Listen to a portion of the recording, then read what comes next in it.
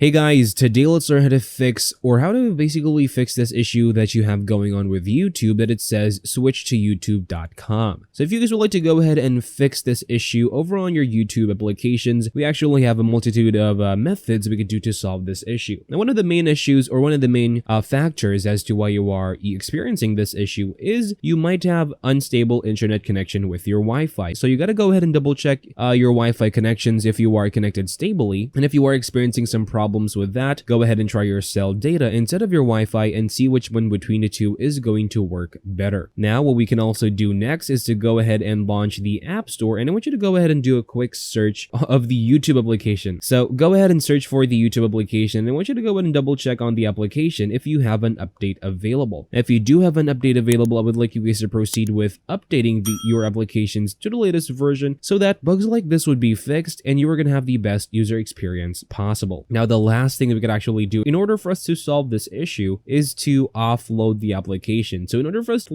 offload the application, all we need to do is to go ahead and tap on Error Settings, tap on General, iPhone Storage, and then wait for this to load. But basically what we need to do is to search for the YouTube application. So let's go ahead and do that. So go ahead and tap on YouTube, and I want you to go ahead and tap on Offload App. Now what this will do is it will free up some storage used by the application but keep documents and data. It would also remove its cache, and that will be a helpful thing for you if you are experiencing issues like this. So go ahead and do so, and then tap on reinstall the application once you're done offloading it, and that should solve your issue, guys. And that is all for this video. Thank you guys for watching. Please like this video and subscribe as well if you guys learned something, and I'll see you guys on the next video.